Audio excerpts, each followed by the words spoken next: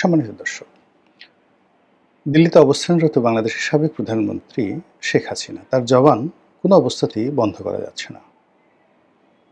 ফুসফাস করে তিনি কথা বলেই চলেছেন, একের পর এক সাক্ষাৎকার দিয়েই যাচ্ছেন। সেটা নিজের বক্তব্যের মাধ্যমে হোক, লিখিত বক্তব্যের মাধ্যমে হোক, কখনো কখনো টেলিগ্রামে, কখনো কখনো সেই সামাজিক যে মাধ্যমগুলো রয়েছে সেখানে, আবার রয়টার্স, ওয়াশিংটন পোস্ট থেকে শুরু করে ইকোনমিক্স, মানে যত সেই হিন্দুস্তান টাইমস, পাকিস্তানের ডন, ইন্ডিয়ান এক্সপ্রেস, যত বিখ্যাত পত্রিকা রয়েছে দুনিয়ার, এই জাপান, জার্মানি, অস্ট্রেলিয়া, সমস্ত পত্রপত্রিকাগুলোতে কোথা থেকে তিনি সেই সমস্ত লবিস্ট টবিস্ট ম্যানেজ করে, সেটা তিনি করে না ভারত সরকার করে আল্লাহই জানে, একটার পর একটা বোমা ফাটিয়ে যাচ্ছেন গত 2 বছর ধরে। আওয়ামী লীগ বাংলাদেশে আমরা খুঁজে পাচ্ছি না, পথে ঘাটে কোথাও আমি আওয়ামী লীগকে দেখি না। মাঝে মধ্যে দু একজন সালাম দেয়, কানে কানে এসে বলে যে ভাই অমুক জায়গার অমুক ছাত্রলীগ বা আওয়ামী লীগের অমুক কমিটিতে ছিলাম, কিন্তু ঠিক ওইভাবে জনারণ্যে বুক ফুলিয়ে সিনা উঁচিয়ে বাংলাদেশে কোথাও কোনো ওইভাবে বাস্তব আওয়ামী লীগ দেখা যাচ্ছে না। কিন্তু শেখ হাসিনার যে টোন, তার বক্তব্য, তার কৌশল, হোয়াট এভার মেবি, তার সেটা জারি জুরি বাহাদুরি, এটা কেবলমাত্র তার জবান, যেটাকে আমরা বাংলায় বলতে পারি সুপা, সরস্বী করে সুপা একারে পা, সুপা।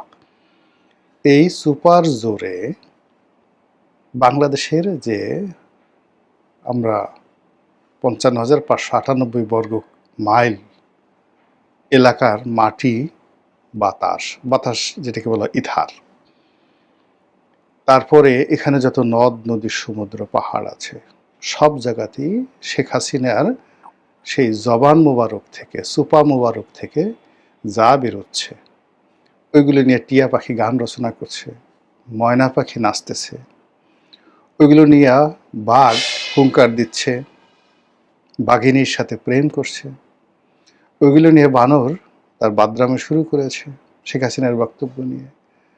তার বক্তব্য নিয়ে পাখি গানের সাথে সাথে নদীর ঢেউ ওইভাবে তৈরি হচ্ছে। পদ্মার নদী ভাঙন শুরু হয় তার বক্তব্য দিয়ে, আবার কোনো কোনো জায়গাতে নদীতে চর পড়ে যায়। তার ভাষণের দাপটে পদ্মাতে ইলিশ বিলীন হয়ে সব ভারতে চলে যাচ্ছে, এখন ইলিশ পাওয়া যাচ্ছে না। ৩,০০০, ৩,৫০০ টাকা করে কেজি ইলিশের দাম, কোথায় গেল সেই কেজি? সব দোষ শেখ হাসিনার এই বক্তব্য দেওয়ার ফলে।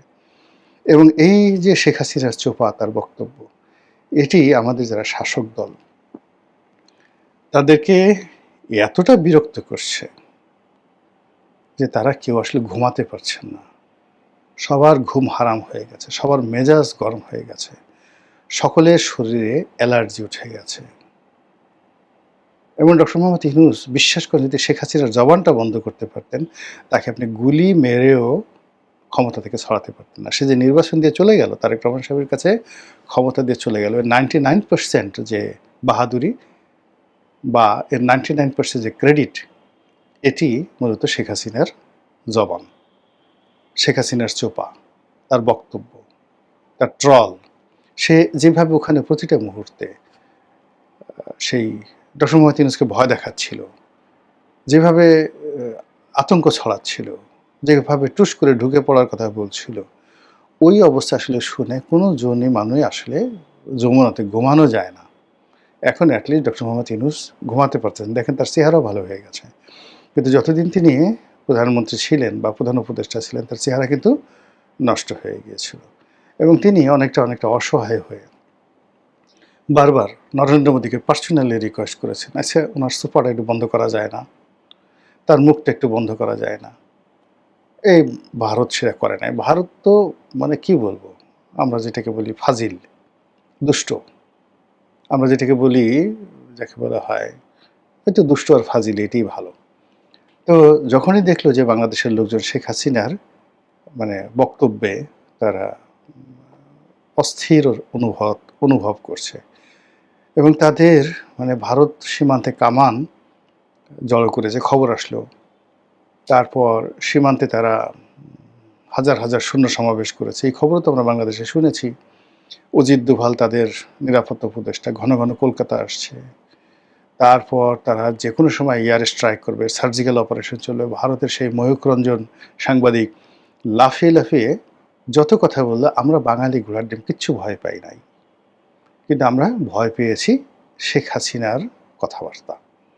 এবং সেই কথাবার্তার কারণে কি হলো, ডক্টর মোহাম্মদ ইউনূসের মতো একজন বিশ্ববরেণ্য মানুষ, এত সফল মানুষ, প্রতিদিন এই শেখ হাসিনার বক্তব্য সামহাও তিনি শুনতেন।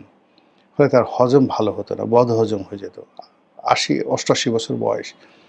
এ বয়সে এমনি ওই যে আব্দুল করিমের যে বিখ্যাত গান, আগের মতো খেতে পাই না, খাবার খাইলে হজম হয় না, আগের মতো খাওয়া যায় না, খাবার খাইলে হজম হয় না, আগের বাহাদুরি গেল কই।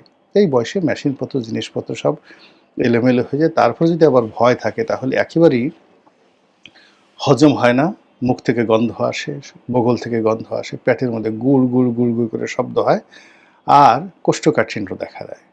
আর কোষ্ঠকাঠিন্য যখন দেখা দেয় তখন ওই যে পেটের মধ্যে যে গুড়গুড়ানি, সেগুলো যখন মানে ফার্ট হয়ে পাদ হয়ে বের হয়, ও মাই গড, কোনো মানুষ সেখানে টিকতে পারে না। এই জন্য হয় কি, বুড়া মানুষকে ভয় দেখাতে হয় না। যে কোনো বুড়া মানুষকে ভয় দেখালে সিরিয়াস একটা ইফেক্ট হয়। দেখবেন যে বুড়া মানুষ ভয়ের চোটে আপনি দাঁত বের করে চিত হয়ে হা করে রাতে নিঃশ্বাস নেয়, মানে আধো আধো ঘুম।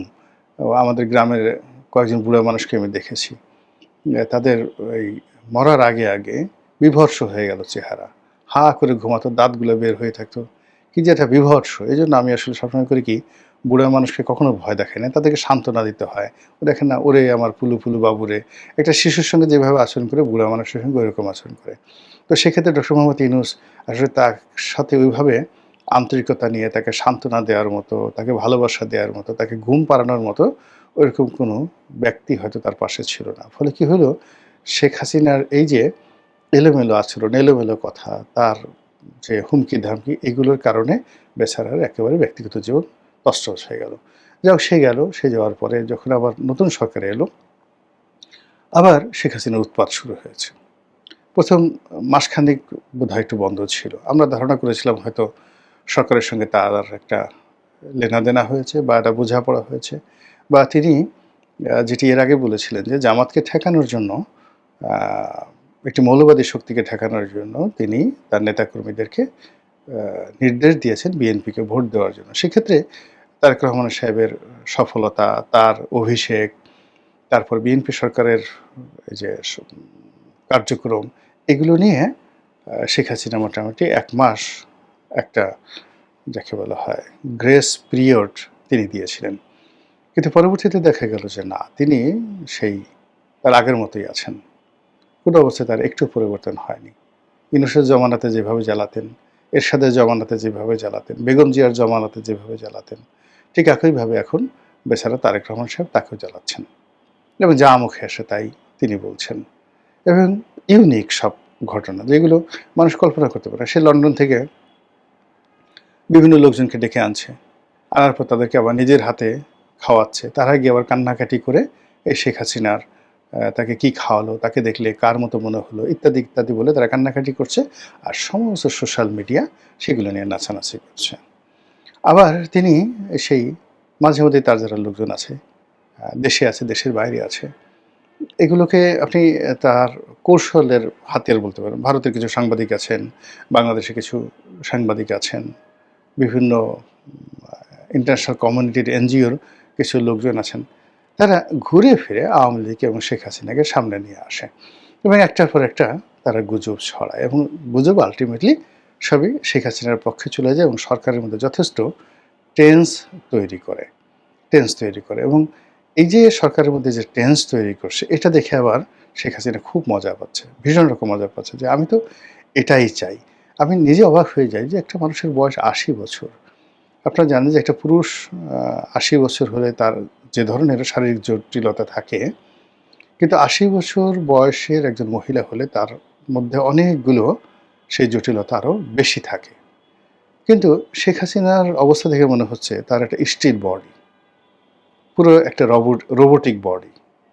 এর মধ্যে কোনো রকম সমস্যা নাই, ডায়াবেটিস নেই, ব্রঙ্কাইটিস নেই, নিউমোনিয়া নেই, হাঁটু ব্যথা নেই, মাথা ব্যথা নেই। মানে কি অবস্থা! মানে কোনো রকম সমস্যা নেই, কণ্ঠস্বর মানে বাংলাদেশে থাকতে তার যে কণ্ঠস্বর ছিল সেটা কিছুটা হলেও কাঁপা কাঁপা এলোমেলো ছিল, কিন্তু এখন দিল্লিতে যাওয়ার পর তার কণ্ঠটা এত দৃঢ় হয়ে গেছে, এখন গম গম গম গম করে কথা বলছে, মনে হয় যেন তার বয়স এখন 50 বা 55 বছর। এগুলো সহ্য করা যায় বলেন তো? এগুলো শুনলেই তো কেমন লাগে, মেজাজটা গরম হয়ে যায়, অস্থিরতা তৈরি হয়ে যায়, হাত পিত্তস্থির হয়ে যায়, মনে হয় যে ওরে একটা চিৎকার দেয়, ওরে বাবা গো, ওরে মা গো।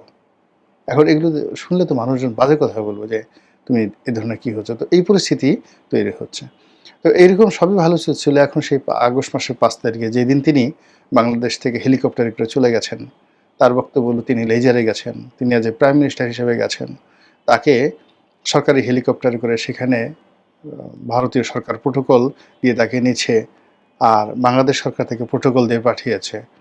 তো কে বলছে সে পালিয়েছে? আর আমরা বলছি আরে দুপুরের খাবার খেতে পারো নাই, আরেকটু হলে জনগণ গণভবনে ঢুকে যেত, ঢুকে পড়ে তোমাকে তোমার লোকজন সহকারে পাড়িয়ে মেরে ফেলতো। এইভাবে আমরা গালাগালি করছি, তারপর আমরা বলছি যে তুমি আসতে চাও আসো, এয়ারপোর্ট থেকে, নাহিদ ইসলাম বলছে এয়ারপোর্ট থেকে ধরে এনে ডাইরেক্ট ফাঁসিতে টানানো হবে।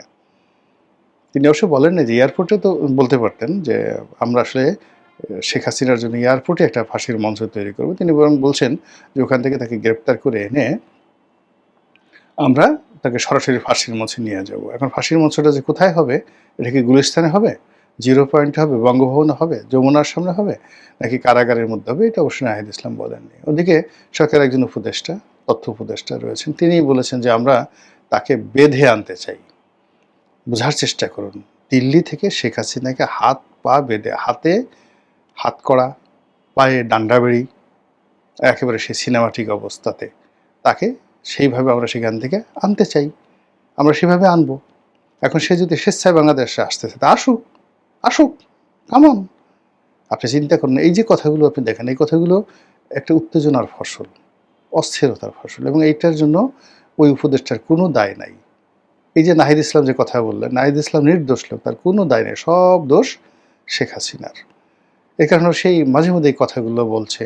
এখন এই বর্তমান অবস্থাতে দেখেন, সে আবার এই 5 তারিখে সেই কি বলবে না না বলবে, কি করবে না না করবে, দিল্লিতে কি একটা অনুষ্ঠান করবে, সেটি নিয়ে সরকারের যারা লোকজন আছেন তাদের মেজাজ গরম হয়ে গেছে, মন খারাপ হয়ে গেছে, মেজাজ ঠিক রাখা যাচ্ছে না, অস্থিরতায় ভুগছে।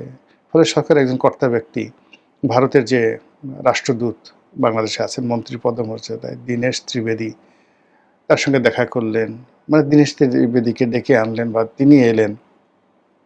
এখন দীনেশ ত্রিবেদীর কাছে বললেন যে আপনি এই শেখ হাসিনার এই ভাষণ শাসন দেওয়া বন্ধ করেন। সে ওখানে বসে যদি রাজনৈতিক কর্মকাণ্ড করে, কথাবার্তা বলে, তাহলে এটা আপনার আমার সম্পর্কটা ভালো হবে না, বাংলাদেশের সাথে সম্পর্কটা ভালো হবে না। এবং ঠিক একই কিন্তু বিরক্ত হয়ে গেছিল ইনুস সাহেব। এখন ভারত তো এই যে বলে যে হ্যাঁ হ্যাঁ, মনে মনে উপরে বলে হ্যাঁ দাদা আপনি যেটা বলেছেন ঠিকই, আমরা কোনো কাজ করতে তাকে দেবো না, দেবো না, দেবো না, তখন ওরা বলে দেবো না, তাকে আটকে রাখবো এবং খাবার দাবারও কমায় দেবো, এবং আপনাদের ইচ্ছা অনুযায়ী সব কিছু হবে, চিন্তা করবেন না।